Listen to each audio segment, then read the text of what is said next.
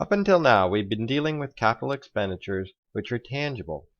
Well, what exactly is the difference between tangible and intangible? Tangible is something which you can physically touch. It has substance. So, a truck would be an example of a tangible asset. But what is an example of something which is intangible?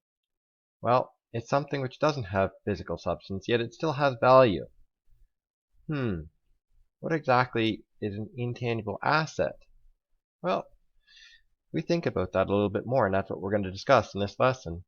If a car has an amortizable value of $50,000 and was expected to last 200,000 kilometers, what's the unit cost of the amortization?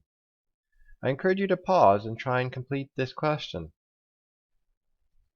In this case, it'll be $50,000 divided by 200,000 kilometers, which works out to 25 cents per kilometer. Now, we don't really know how this is going to relate to our lesson, but this does relate to our unit cost that we calculated in the previous lesson on amortization methods. Here's some questions for thoughts as we venture into this new lesson. How do we account for natural resources? I mean, they have a value, but how do we actually value them? How do we end up having declining balance or straight line balance, or do we have units per use? For example, if we were an oil company, how do we make adjustments for oil wells that are drilled? What account would we debit when extracting those resources?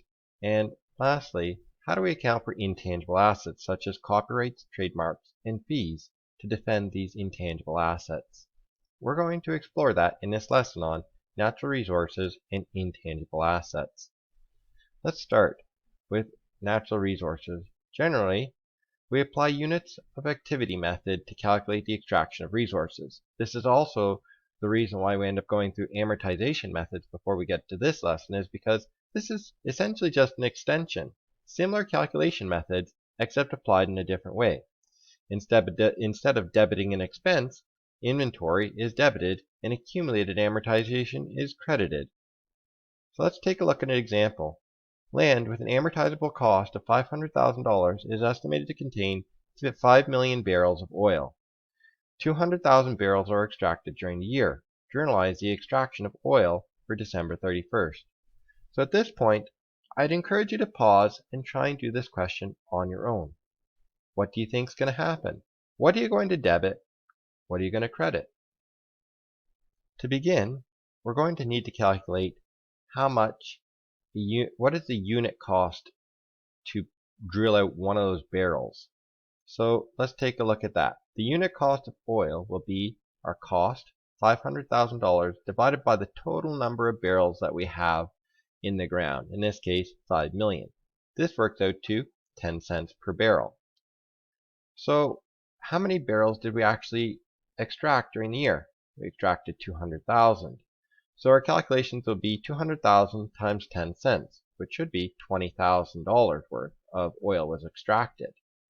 Well, now we have the number, but what do we debit and what do we credit? Here we go. As it mentioned in the previous set of slides, we're going to be debiting inventory, and that's coming from the cost of 200,000 times our 10 cents per barrel unit, and that's going to give us a total debit of 20,000. And also listed in the previous slide was our accumulated amortization. Specifically, we can put dash oil field to identify that it is related to the oil field, and we're crediting that amount. Tangible and intangible assets. Well, we already looked at in the review slide, a tangible asset is an asset which has physical substance. Land, building, anything like a truck, printer, they are tangible assets. Intangible assets is an asset that doesn't have physical substance. An example, a patent or copyright. And probably one of the most famous ones would be Nike swoosh. Intangible assets have finite lives. Issued by the Canadian Intellectual Property Office, a patent has the exclusive right to sell or control an invention for a period of 20 years from the date of application. Copyrights, excluding the right to reproduce and sell an artistic or published work for the life of the creator, plus 50 years. So if we're talking about a copyright on a book, then that copyright would be in existence up until the point at which the author has passed away, and then add 50 years to that. The cost involved in defending patents and copyrights are also added to the value of the asset. Interesting. So let's take a look at some examples here. A trademark or trade name is a word or phrase, jingle, that is a symbol that identifies a particular enterprise or product. Ba-da-ba-ba-ba, I'm loving it. Could be a jingle. Or, could you think of some more? This is where going off and taking marketing classes would be really useful. And I'm sure that you could come up with a whole bunch more trademarks. Let's discuss a franchise. A franchise is a contract between a franchisor and a franchisee giving permission to sell certain products, provide specific services, or use certain trademarks, usually a specific geographical area, and royalties are payments to the franchisor recorded as an expense for the franchisee. So let's explain why this might occur. There are plenty of franchises in the world. McDonald's, Tim Hortons, Subway. Those are just to mention a few. You could even look at car dealerships, Audi, BMW. So why on earth would you want to have a franchise? Maybe you want to start a business and you like the model and you think, hey, they're very successful. I want to be able to do that.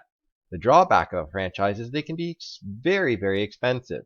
For example, in Canada, I believe at this current moment, it will cost roughly $500,000, maybe $600,000 to get a franchise in a Tim Hortons or McDonald's. So it's not cheap, but you're buying into it because, one, you know that they have a model that works. Number two, you can end up averaging out the marketing expenses and you benefit from their marketing campaigns as well. So as a franchisee, you're paying McDonald's for that basically cookie cutter, hey, here's how you do business, I don't have to think. Now, a franchise is not exactly the thing for everybody. For example, if you want to be creative, you can't just go off and start making your own burgers at McDonald's. You must be able to only do what they tell you. If you want to make your own sandwiches, you have to make your own place. You have to start your own business. Goodwill is a value of all favorable attributes that relate to the company. Exceptional management, desired location, high quality products, etc. And usually goodwill comes into play when we end up possibly selling companies. Let's take a look at some amortization and value of intangibles. Patents last for 20 years. Copyrights, the useful life. Legal fees to defend that patent or copyright are added to their value if successful. Trademarks last for 15 years. If created within businesses, then cost, fees, registration fees are a part of the asset. So maybe if it's created by a separate company and then they continually adding a fee every single year for the use of that trademark, well, it could be a very good business if you create great trademarks. In goodwill, it's not recorded on a company's books due to subjectivity. Goodwill is recorded when a company is purchased by another and the purchase price is greater than the market value. That's it for this lesson. I know I haven't gone through examples, but I've got this question here, which is do it yourself and attempt to do it and try and do it before you look at the solutions to see if it will work out. You've also got these questions below to try and help you work through some of the problems and test your understanding. Just as to make things a little bit easier, this is the do it question accompanied by the solution. And I remember when I created this slide quite a while ago that I had this example at the end as a copyright example, and I think I abandoned it only because I wanted students to try and do this on their own. By the way, there is also a set of solutions with it. Thanks for watching. I hope you've enjoyed, and again, practice will make perfect. If you have any questions, please reach out to me by email or throw a question up into the stream into the Google Classroom. Enjoy for now.